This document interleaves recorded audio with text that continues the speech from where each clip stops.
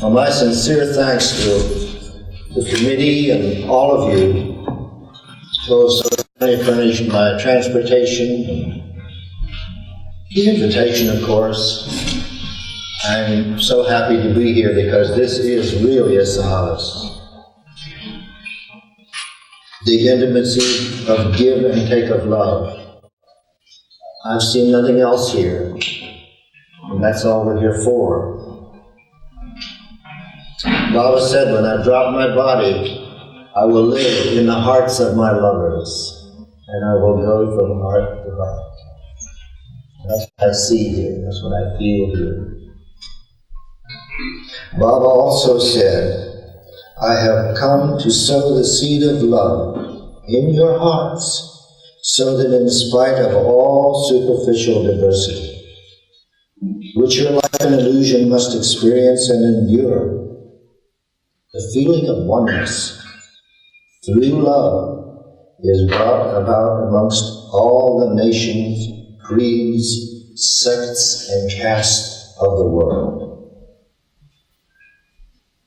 Recently in Nadi Hall, Marsad, Bhavana too remarked, sometimes he works more through confusion than clarity.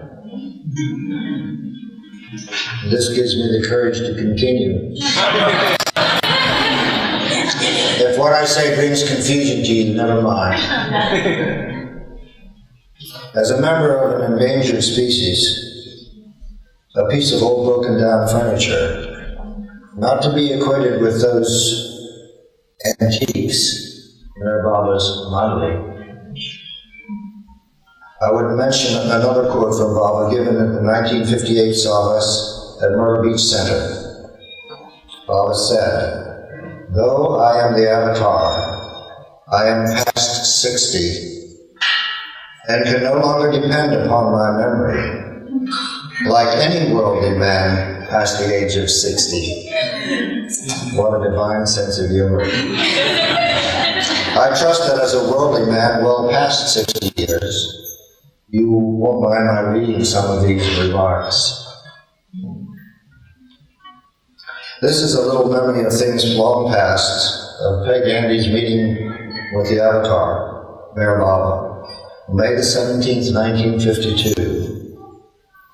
Baba referred to us as Peg Andy, and though Peg is now silent, she remains as my role model. Excuse me. As they say, a true Baba disciple. It was through our long marriage that I experienced the meaning of pure love. You do not see her here with me because she ran off with my best friend.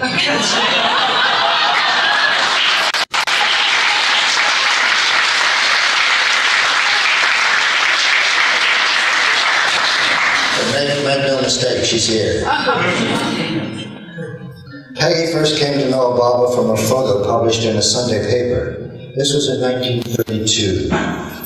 She removed the article and told Scotty, her mother, someday I'm going to meet this man. And 20 years later, that prophecy came true. And I would like now to tell you a little bit about that first meeting. It was a very hot day, and we were dressed as we would dress for church.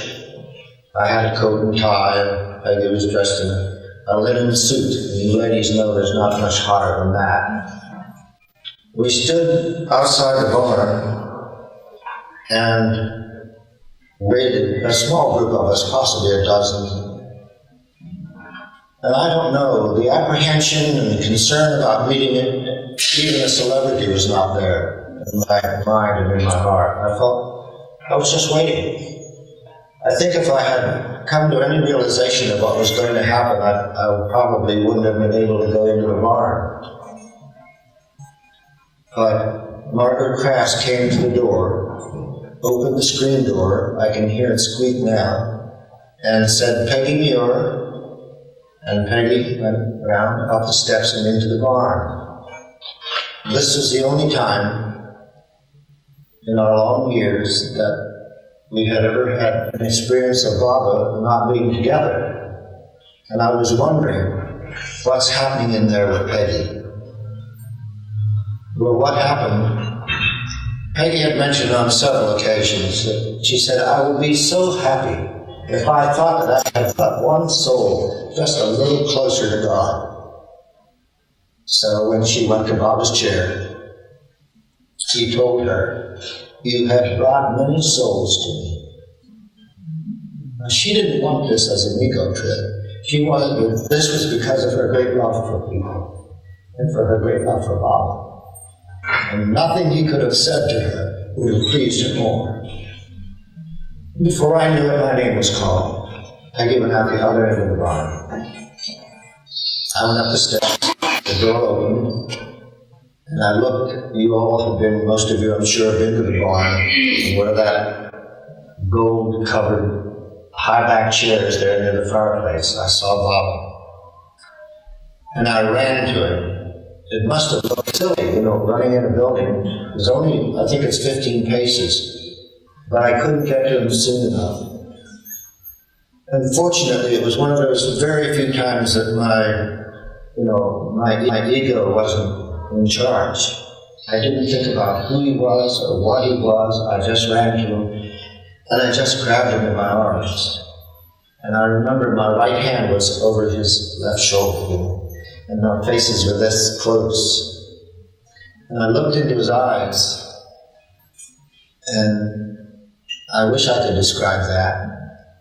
People usually say, it's just indescribable, and then they proceed to describe it. I can't describe that feeling, but I looked deeply into his eyes, and I heard Adi say, I didn't know, when I went into the barn, I didn't see anybody that was there. There were people there, but I didn't see anybody but Baba.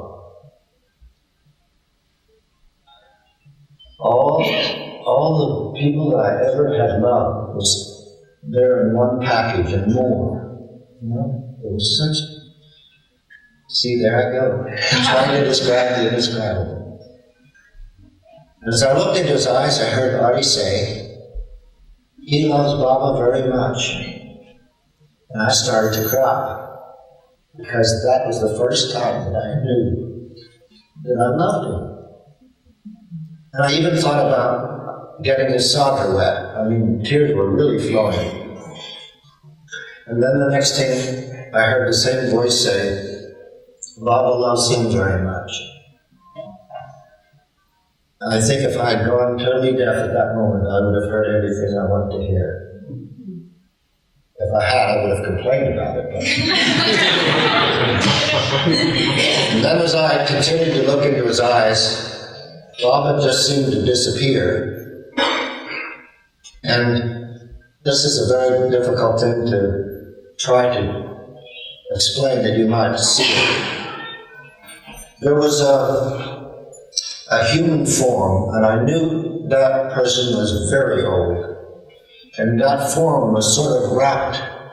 You know what a hornet's nest looks like, I'm sure.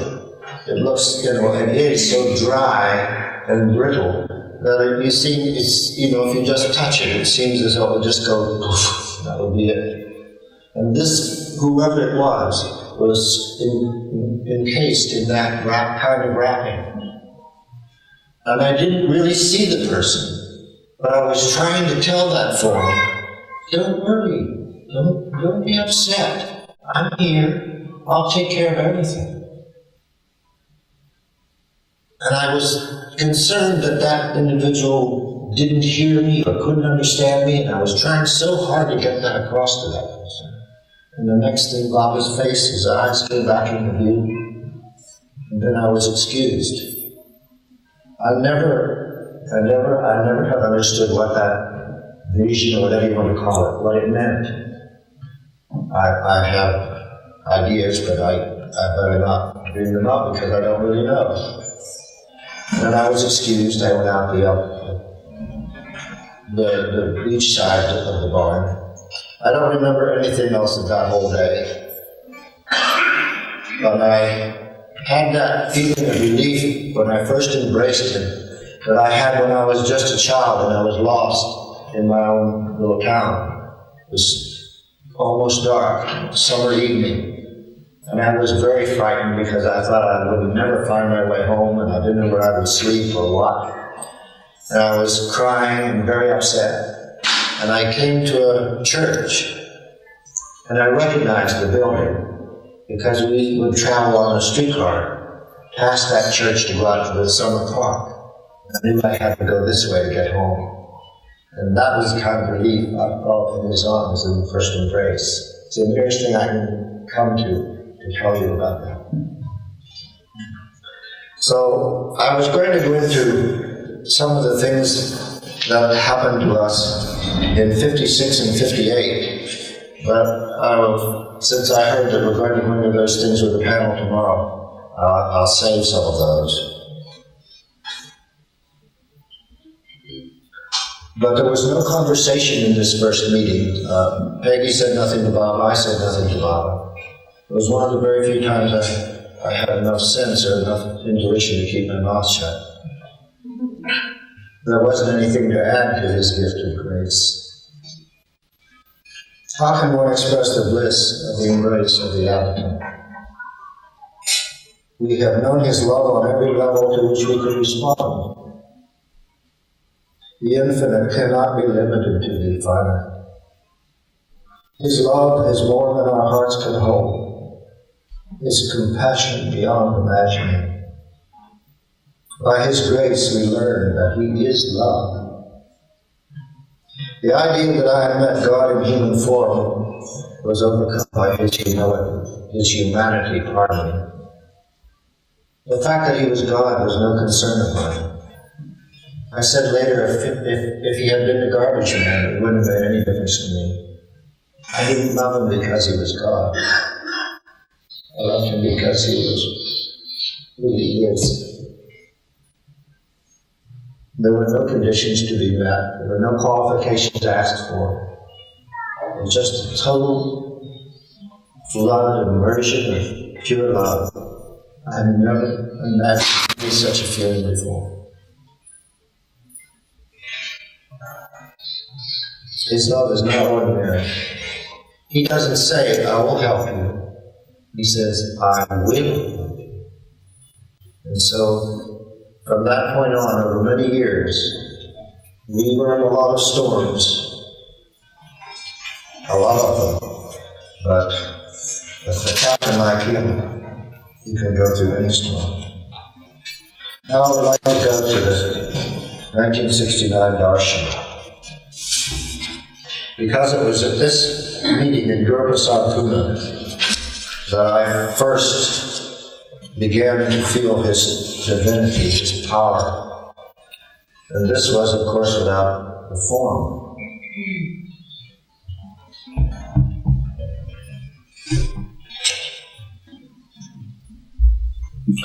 Prior to that, I'd always been totally satisfied with his humanity. I never needed to relate to him as my God. I knew he was that. I never doubted his avatarhood. My conviction was total, but it was for the most part intellectual. I had not thought of him without form. It's something like the truth that when one we love drops the body, we learn another dimension of our love. It was always there, but always with form. It takes time to really understand that real love doesn't demand a form. Real love is not diminished by the loss of form. To the contrary, it is heightened. Love does not depend upon our eyes, but our hearts. So the physical presence that those young in love demands is a great illusion. We very often deny ourselves the opportunity of great love or friendship when the physical attributes fall short of our requirements. One who really loves is not fooled by the changes that nature creates. What a shame to think of those very different from ourselves as not lovable. It is said that love is blind. It's not so. It's the only real seeing. So we go to Gurprasad Pune the first morning of Darshan. Peggy and I stayed at the Turf Club, and we were driven over to Guru Prasad in a taxi. And as we got out of the car, we noticed that off to our right, facing Guru Prasad, there were three young men standing there having a very earnest conversation about something. We had no idea what that conversation involved. But Harley had gotten out of the car, and Mani came around from this side of the building. And as I didn't recognize her at the moment, and her face had a glow to it. It could have just been the sun, but I noticed that there was a lovely, soft, golden glow to her face. She came over to us and embraced Peggy, and then embraced me. Now this embrace, I think I can describe to some degree. The first feeling that I had in embracing Mani was the feeling that you have when you hold an infant in your arms. That sweetness, that purity, that innocence. There's nothing like it. There's no other feeling like that. And these sensations came to me in this order without my ego is not involved here. The next sensation that I felt was that which you feel when you walk along with a little toddler, and he or she takes just one finger in your hand, and walks beside you. You feel so great, it makes you feel so happy. This little one walking with you. The next feeling I had was that which a man would have when an 11, 12-year-old little girl comes and jumps up on his lap and looks up at his face and smiles at him with such trust and such love and such, You may know what I'm saying. It's wonderful. I felt that too. The next thing was the feeling of a sensual feeling.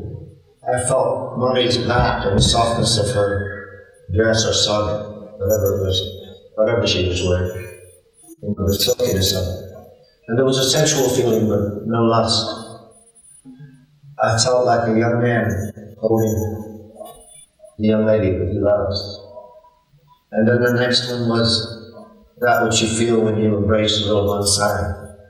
You don't want to squeeze her, you're afraid you break something. And that was the feeling I had during that embrace. And I wanted to tell you about that because it's a very important part of the rest of the story. So then we went in to have our appointment with God. Eric said, it is 9 o'clock, it is time for your appointment with God. So during that darshan, there were easily as many people in the room as there are here. And Baba's chair was there. And each person in turn, but there were nobody said, now, when I tell you, you go up to Baba's chair, and you do this or you do that. Nothing like that was said. But if somebody over here got up, nobody else got up. It was amazing. And that person would come all the way down to the chair and either kneel or whatever his heart told him to do. Touch Baba's sandals or whatever. There were many different expressions of love to Baba at that chair that day. It was so beautiful. It was such a sharing, to feel these people when they came up to Baba. It was the most beautiful thing you could imagine. There was no conflict, there was no, everything just was so peaceful and lovely. Everybody was so patient. And we felt such an outpouring of Baba's love that I could never have imagined. And when we finished these meetings, and everyone would cry, Har Baba Ki Jai, you could feel that building, that Guru Prasad, literally would shake with power. That's why I say this was the first time that I had experienced him without the form. And since then. Now we go next morning, take it now to the Turf Club. Early morning, just about dawn. I awoke and found that my face was wet and my pajama top was damp, wet with tears. I wasn't dreaming anything. I was surprised. I didn't know why. What's this? What's going on? And I heard a bird song outside, just like our mockingbirds. Beautiful. Just the most beautiful bird song you can imagine. Now these sensations came to me in the same way. I wasn't thinking. I was just lying there enjoying that beautiful song. And it came to me, this is the song to the lovers. This is the beloved song to the lovers. It's sweet, it's clear, it's beautiful.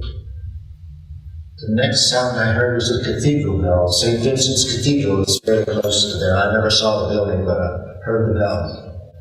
And I thought, this is the call to worship. Come to God. Bring your prayers, bring your confessions, whatever. And I thought, the worshipers hear the bells. But did they hear the bird? The next sound I heard was a little engine somewhere, a locomotive engine. It was a small one, it had to be. Because I had a little plaintive whistle, I can't imitate it, but it sounded like it was saying, oh, I'm so tired. I'm going to have to work all day pushing those cars around. Really, it is going to be hot. And I thought when I heard that whistle, this is the call to work. Get up, get out of bed, get dressed, do your thing, go to work, earn your bread, feed your family. The workers hear that, but do they hear the bells? Or do they hear the bird? The next sound I heard was a sound of cadence. Somebody was drilling men somewhere nearby. I never saw the drill field, but I knew cadence when I heard it. I thought, this is a call of duty. Do it. Don't think about it, just do it. And those don't hear the call to work.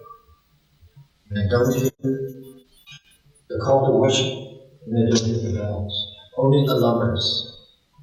In all of this, only the lovers hear the sweet call of the lover. Now, I'll take you to another place, to Myrtle Beach.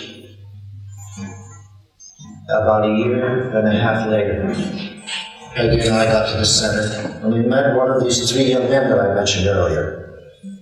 And he came right up to us and he said, after just greeting us, he said, do you know what happened that first day of darshan? I said, how could we forget it? He said, but I want to tell you what happened. He said, did you notice that three of us were standing over here talking? Yes, I said, we noticed you were there. He said, well, what happened is this. And we were talking about all the things that we had done, or many of the things that we had done in our life. And we were ashamed to go in for Baba's darshan. We felt that we weren't worthy, we weren't clean, that sort of thing. They weren't going to go in. Imagine, they've traveled halfway around the world for that very purpose. But when Mani came and embraced Peggy, and then embraced me, I always hesitate to say this because it might sound, like I'm bragging or something, but I had nothing to do with it. He said, when we saw you and Mani embrace, he said that was the first time I'd ever seen a man and woman embrace in pure love. And he said, and we just decided to go in. And so I've written this about that. I wanted to explain all that first so that you would have some understanding of what I'm about here. And I call it the darshan of the three young wise men. The wine of God's grace hath no brim. If it appears to have a brim, 'tis the fault of the cup. This is from Rumi, Jalaluddin Rumi. This is not. Baba formed the vines the little foxes could not spoil, nurtured them with care and toil. Some of the yield was sweet as young love's hour, some small, hard, and sour. These he did not choose, sparing them till another hour. The vineyard was the earth, and many climes and soils he used. And some vines in cities grew, and others in the forest fused. Then came a time for harvest. He gave a call anew. come unto me. And like the ancient story true of the wise men three, how they traveled far, it's told throughout Christendom, no matter where you are. Told to children on the knee, gifts, baby Jesus, the star. Camels bore the loads, many days to travel, hot desert sands the roads. God never fails to guide the souls who seek his side, even those who think he's far. Answering their love, he placed for them above the infant's crib a star. If you seek him in love, and to the trust be true, hold fast to his daman, who'll do the same for you. There may not be a star, for he's always where you are. He never comes, he never goes. There's never really two. Now times have changed, as we shall see. The legend of the young men three, a sort of winkin', blinkin', and nod and God, the goal. The gifts were love-filled hearts. These three flew very far, carrying Cupid's bows and darts to catch the white horse Avatar. They in luxury, above the clouds, not camel-borne in pilgrim shrouds, not silently over shifting sands, but roaring over many seas and lands. The appointed hour growing near, the appointment with God, Muir.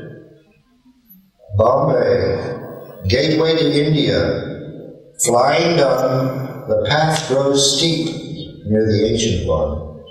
Onward to Pune, Bethlehem by another name, landscape Luna, but the games are the same. Guru Prasad, the home of God, where the grapes are to be pressed, where the wine of love flows best. Chosen fruits, ripened in remembrance, matured by love, now to be blessed. Egos stripped from the flesh and pressed, mingled together, mangled together, east and west, west and east, wine for the wedding feast.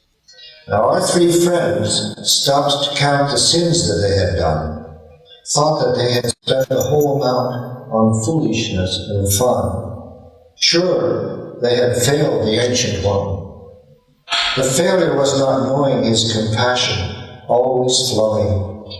Their cups filled with bitter taste, sick with the solid drinks they made but would not waste.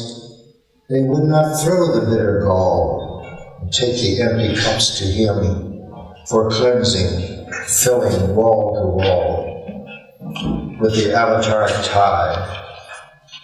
And dearest Mani came, brim filled with pure love, embraced us, and lit a duty fire that burned away their thoughts of blame. The incense of forgiveness rose above the ember, consuming the sins they now could not remember. They learned that the chains that bind are a product of the mind, forged by ignorance, locked by habit, by sinner and by abbot, and broken by the power of pure love. The chains of steel are gone. The past is past. Time to hurry on. They placed the shoes with the others and entered with no word, like three brothers, close as feathers on a bird. And in that blessed silence, from God to man, came the darshan.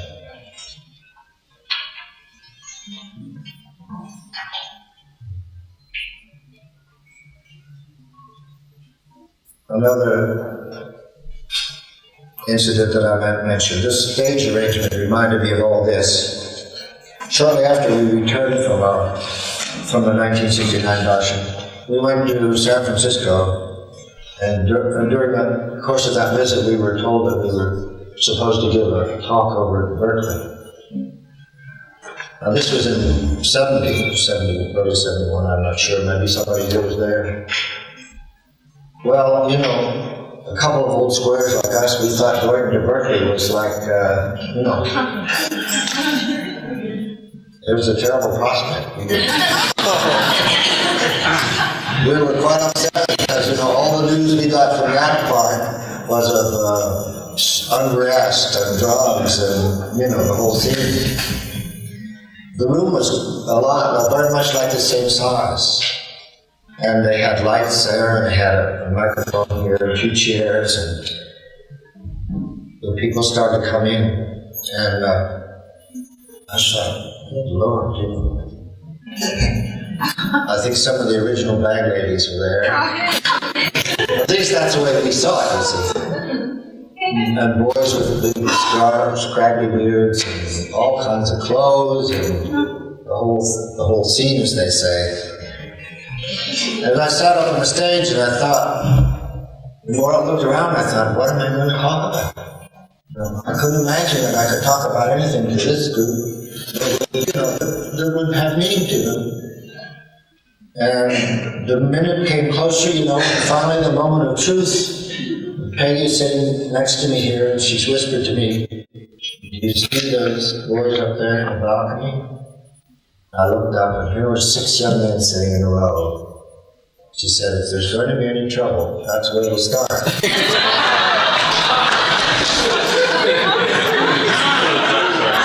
They were sitting up there with this show me, Oh, yeah? So I had to start. So I introduced Peggy, and she gave a very lovely little short talk. And suddenly I remembered the darshan. And I believe I started by telling them how much I wished that I could recreate in this building that we were in there, the darshan, the feeling that we had at the darshan. And I just started winging. And I don't know what I said. Honestly, I was so involved in remembering that darshan that I didn't even see them. Well, it was all things must come to an end. And when I finished, there was there was no reaction at all. I didn't know whether they were going to charge us or I really didn't know what was going to happen. I wasn't afraid, but so we stepped down from this little stage, just like that, with 3 steps, I believe. And they started to come to us, and they embraced us, and they thanked us, and there was so much love. I was so amazed. All of a sudden, they turned into beauties. Really. It was a lesson to us, a very good lesson to us of what we had to learn. Not to have preconceived ideas of what people are. It was a wonderful experience for us. It was another darshan, really. I did want to mention that because that was just another after effect of the darshan. I may mention a few things that happened. I don't know how the time's running. You're doing fine. Doing fine? Does that mean I'm running out of time? No, there's plenty of time. Okay. 40 plus minutes. Oh, well, then I'll have to bring some of the things that happened. You know what they say, always leave them laughing. Well, we would wait at the head of the steps near the original kitchen and watch for Baba to come across the lagoon bridge. And somebody would say, "There he is, and here he comes." And sure enough, here he would come. He would, as Peter told you, he would stop in the middle or near the middle of the bridge and look out over the lake and, with his sadra blowing in the soft breeze. And he would come up those steps 2 or 3 at a time and get to the top of the steps, and that was when our day started. It was just like that was when the sun and everything else, when the sun came up and everything really started at that point. There was never a time that you'd see him that you weren't filled with excitement and wonder. One day in front of the original kitchen, Baba was walking sort of from the lagoon cabin towards the lake cabin, those of you who are familiar with the center. This lady came not really running, but hurrying up to him, and two of the Manali sort of closed ranks. And she was crying. And she said, Baba, Baba, how can I love you? I don't even love my own daughter. I can't love my own daughter. And Baba looked at her, smiled, and gestured, your tears are the proof of your love. One day we were walking down the barn following Baba, and there was a lady walking about 5 or 6 paces behind him. And she got a little twig in his sandal, stuck in her sandal. And she stopped. And Baba turned around and looked at her and nodded sort of and smiled. And when she took the stick out, he turned and went on. I can't tell you how much that touched me. I realized that here was the most insignificant discomfort that you can think of. She wasn't hurt, she wasn't bleeding or anything. It was just not comfortable. He was aware of that. And if he had not been who he was, he would have ignored it. He knew that she was, this whole situation. But he turned around, acknowledged this, and waited until she took the stick out, and then turned and went. I think that was one of the most convincing things to me of his love for his lovers. After that, how can he ignore your troubles and your problems? Well, of course, he doesn't. We went to the lagoon cabin one evening, an interview arranged by Kitty. Peggy and I wanted to know Peggy more than I, because it was her idea really. She said, I won't be satisfied with anyone's answer but Baba's. I must know from him. Is the work we're doing pleasing to him, or is it not? If it is, fine. If not, we don't do it anymore. So Kitty arranged this interview. And this particular evening we went to the lagoon cabin. As I remember, Baba's chair was moved more toward the center of the small room. And so he gestured something to us, what's wrong or what do you want or something, I don't know. And we started to try to tell him this. And as always, when I was very close to him and when I had a real close contact with him, I never could help crying. I just couldn't help it. And if it wasn't that he was who he was, he'd never known what I was talking about. Because I was, inarticulate, blubbering, but of course he knew. And he listened to our tale. And then he said, what does Ivy say? And I said, she wants us to do it. And he put his right hand on Peggy's head and put his left hand on my head. And he said, do it together. He put his hands on our heads and then gestured, of course. Do it together. And we never took that as an order, that he called us to him and said, this is what I want you to do. He was kind enough to let us continue what we had been doing for him. But he knew that we meant it when we said we would just close shop if he wasn't pleased with what we had done.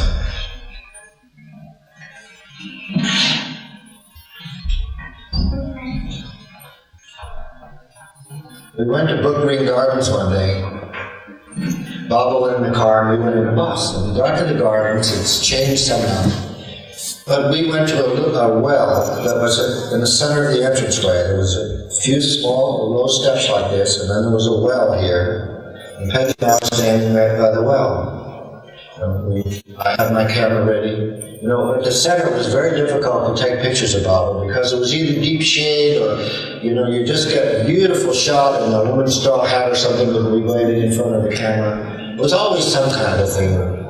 I thought to myself, if we get down to Brookgreen Gardens, there's a beautiful entrance of huge oak trees with moss hanging from them, a gorgeous lawn, and I could imagine Baba walking down this walk, this sadra growing, and I thought, I'm going to get the best pictures of Baba that ever happened.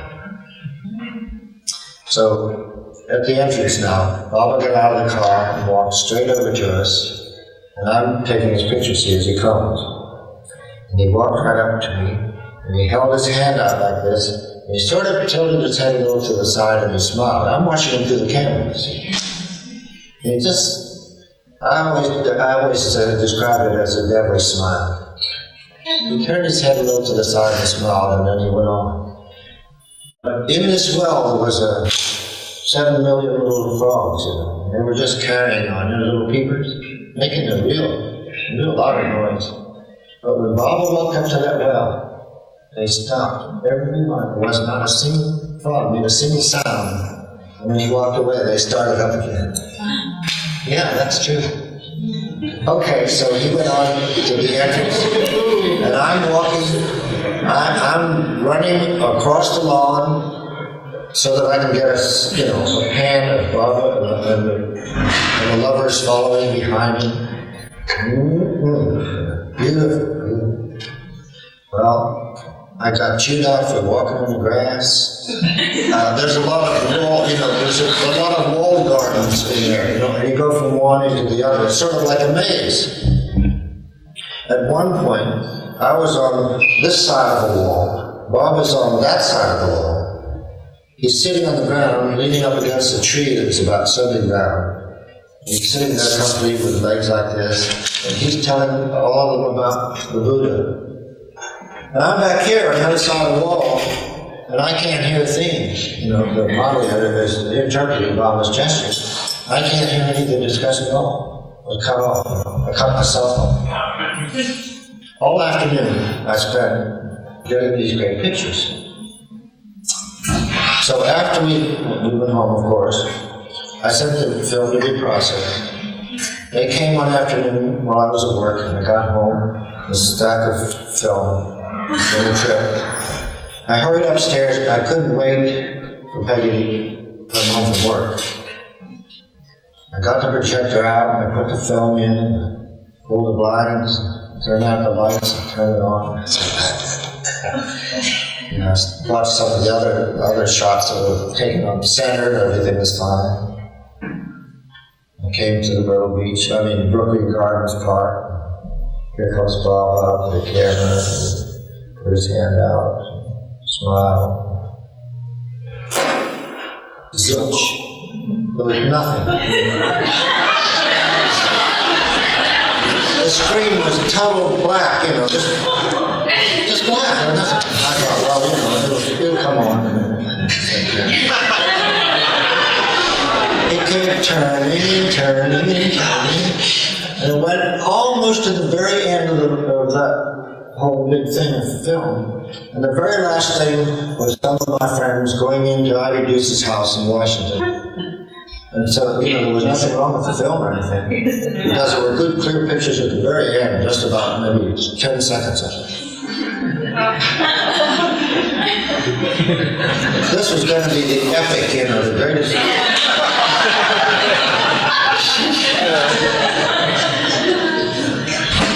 And I thought, later on, of course, almost all of these things are better understood in retrospect, It's like a rear vision mirror. You can't see where you're going, but you can see where you've been. And I thought, what in the world? And then it came to me when I remembered that smile. I thought, that rascal. And then I thought, well, isn't this exactly what happens to us when we do our thing, I wanted these great pictures. I was going to show the world, these movies and all that sort of stuff. And so I got exactly what we get when we do our thing.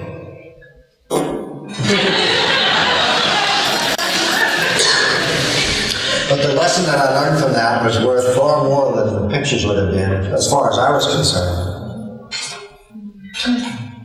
One night we were walking down to the barn for a night session. We had several of those. And they were the most exciting.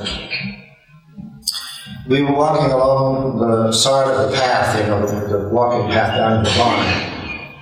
And a car came along, and we had to step up off the little sand road, up into this little, sort of a little bank, And as Peggy stepped on that sand, her ankle turned, and I heard it.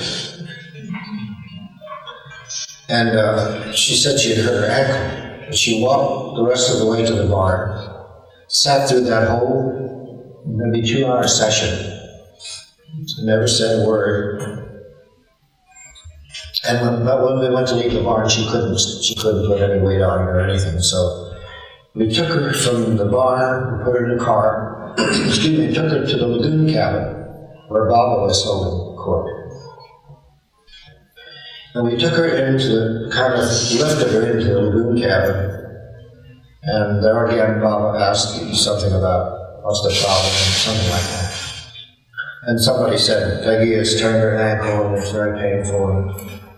And Peggy's sitting sort of like sitting on the floor, or somehow she had her leg toward Baba. He's sitting on his chair.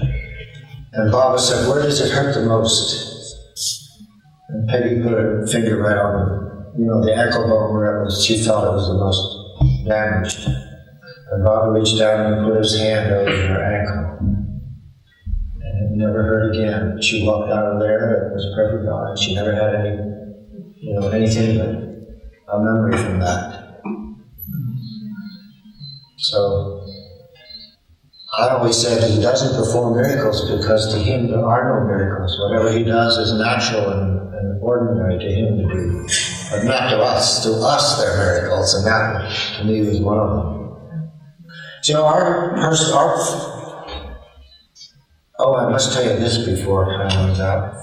The last time that we had that we were in Baba's presence, I should say, was at the airport in Wilmington, North Carolina. We drove up there, I think it's about 80 miles. And let's see if I can describe it. We were in this huge room, maybe about this size. Baba was sitting over here on a stone bench. We were all out as you are, sort of in a semicircle, just looking at him, just loving him, just drinking in that beauty. After a while, he stood up and went over this way and went into the men's room, which was marked colored.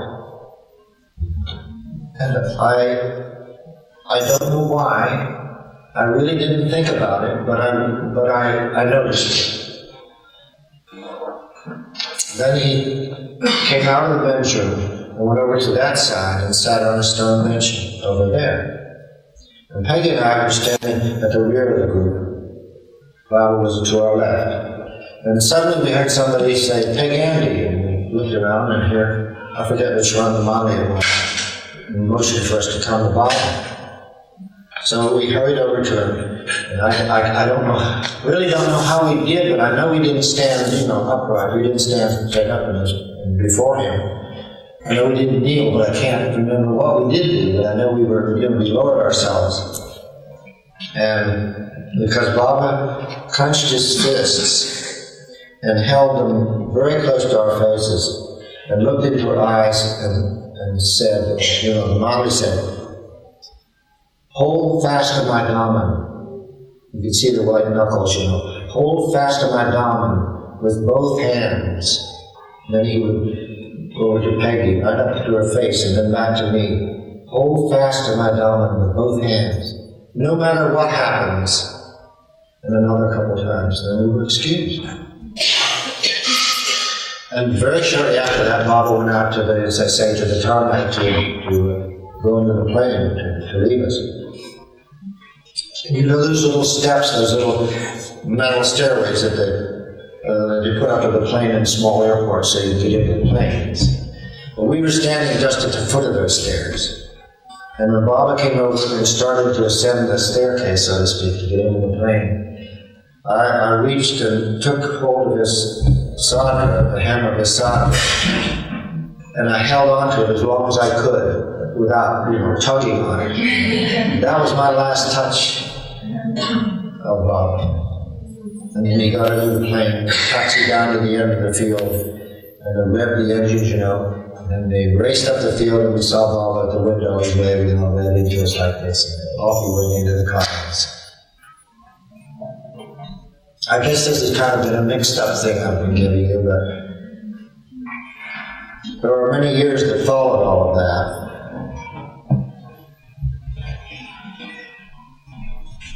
But our relationship, Peg Andy, was really my Baba life.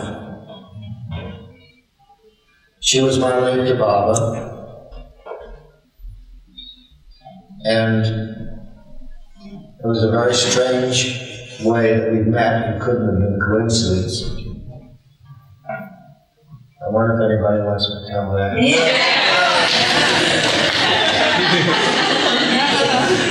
I was on a 72-hour liberty from Norfolk. I was in the Seabees. And when I got to Washington, I thought I'd look up an old shipmate of mine, a buddy of mine. He managed a little club called International Club downtown. I thought I'd find him and we'd have some few drinks and see what would happen. So I went to this little club, and he wasn't there.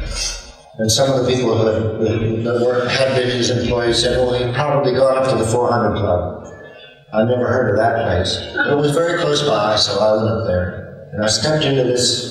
It was just a makeshift. It was somebody put something together to make a few bucks, sell some drinks. And I looked around and didn't see Jim, my friend. But a lady was sitting at a round table over here with about, maybe 8 or 10 young ladies. This woman was middle-aged. And she called to me, said, come over. So I went over to her and she said, are you in the CBs? She said, selling my, shoulder pad. I said, yes, ma'am. She said, 2nd Battalion? I said, yes, ma'am. She said, well, my son's in the 1st Battalion, and I don't know where he is, and I'm worried sick. I don't have any idea what's going on. Well, I had been in the 1st Battalion, and one day before they shipped out, I was picking out of it. They were forming the nucleus of the 2nd Battalion, so I knew where he'd gone. So I told her, I said, you have nothing to worry about. Even Fuji, in American Samoa, there's no battle action within 1,000 miles. The only thing could happen, you could fall out of a truck or get sick or something. That's about it. Well, she was so happy to hear that I had to sit down and have a drink with her. I'd about half finished the drink, and I felt a tapping on my shoulder. And I looked up, and here's a man standing looking down at me. And he said, would you do me a favor? I said, sure. People were really great during the war. It was a real, people were very kind. So I said, sure, if I can. What is it? He said, well, I'd like you to sit with my wife. He said, I want to dance with the lady in our party, and I don't want to leave my wife sitting over there alone. Would you sit with her while I dance? I said, sure. Why not? So I walked over to where this lady was sitting, and she was sitting on sort of a bench with her back to the wall, a table in front of her. Instead of sitting on the opposite side of the table where I couldn't see anything in the room, I just went around and sat beside her on the side of her. She had a large black straw hat on. It was sort of, lacquered, shiny black straw. We started to talk. And I was looking at her, and I really liked what I saw. I don't know why in the world I said it, because here's a married woman, she's pregnant, But I thought, well, knowing that, she'll know that I'm not, saying anything offensive or anything that she would resent or anything that would be disrespectful. All of a sudden, I heard myself say, you're the most charming person I've ever met. I was surprised myself. I wouldn't have had the guts to say it, It just popped out. So the next surprise was, I'm asking for a telephone number. Isn't that crazy? And the next one was, she told me. So we talked a little bit longer. And I left. And some months later, I got back to Washington and called her. It was Peggy. She was not married, and she was not pregnant. Yeah. This smart character, I think, told me that for insurance, you see.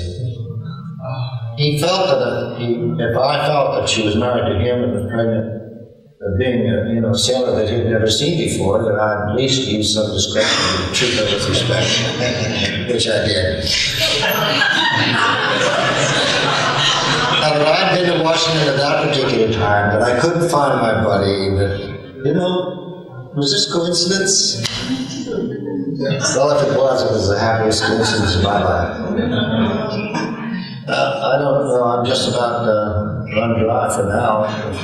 Anything you want to ask? Could you tell us about the last time you saw Baba at Baba's house in Myrtle Beach? Oh. Well, the last time I saw him actually in the house. I was thinking by the back step. I remember being in Myrtle Beach and you telling me. You mean at the men's day? Yes. Yeah. Well, that was the last time I saw him at the house, really. Well, that afternoon it so happened that Baba was coming toward the living room, coming this way, and I was coming this way. We met at the intersection. And I stepped back. And Baba motioned for me to go ahead. Well, my manners and my sense of propriety would let me, and I didn't move right away. But then I realized that I must do it immediately. So I stepped in front of him. I felt a little bit, a little funny about that. That was at the men's day. We went outside, and Baba sat in a wicker chairs, I remember, and gave the ladus, the sweets to all of us for prasad. And he had so much fun with us. This was one of the times he played one of those games, you look over here, throw it over here. But at the end of that session, he told us all to line up over here. He was sitting here, of course.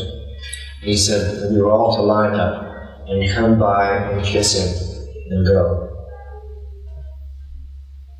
Oh, man.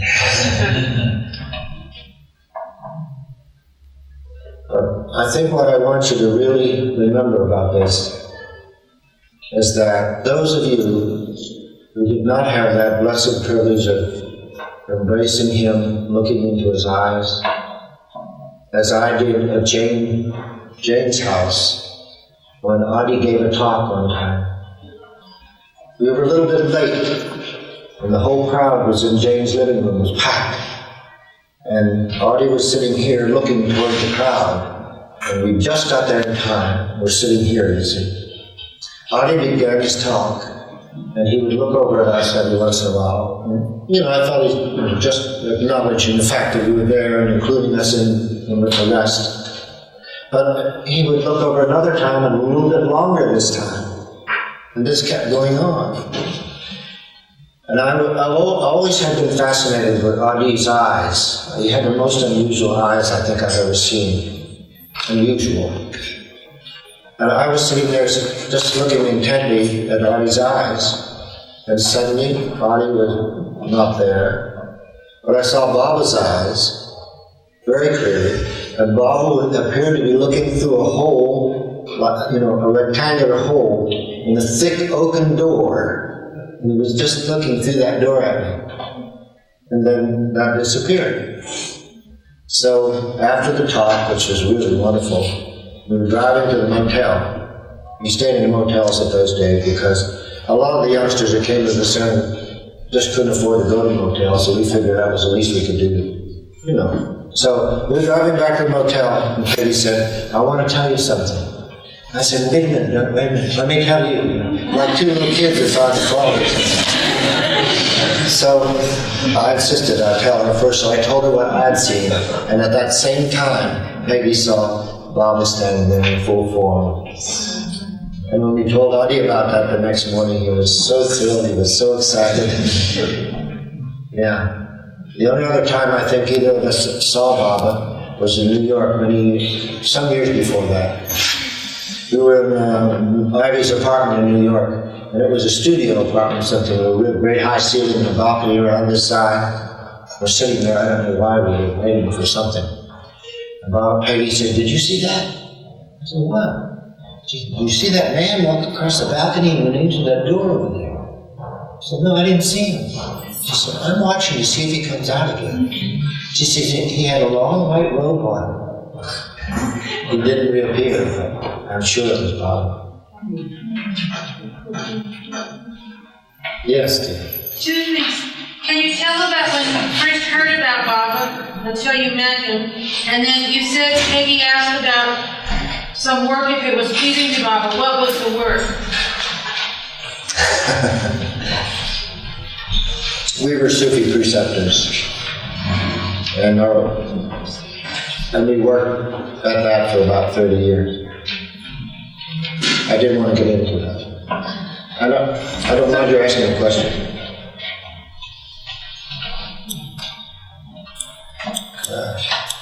Thank you very much. Well, when I thought about coming here and about talking to all of you, I thought I was going to be as nervous as a hooker at the Vatican.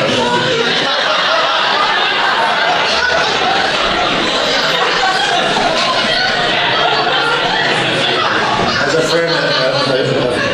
friend of mine from Texas used to say, I'm as nervous as a pregnant fox in the forest fire. But I didn't feel that way because I knew that no matter how much I botched at you wouldn't mind too much. I felt so much all of your love since I've been here, and I wanted to share some of these things with you. And what I really am anxious to do is to get to my next talk, which will be on forgiveness.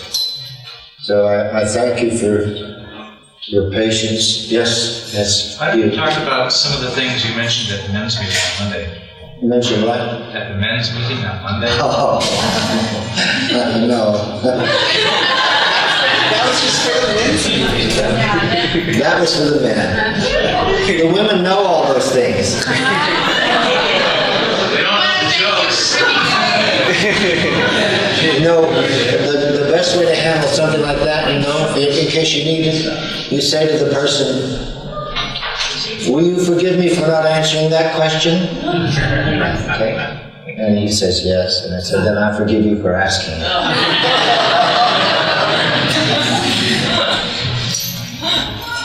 And he said, was pretending that he could answer any question. Is there anything else that you'd like to ask me about?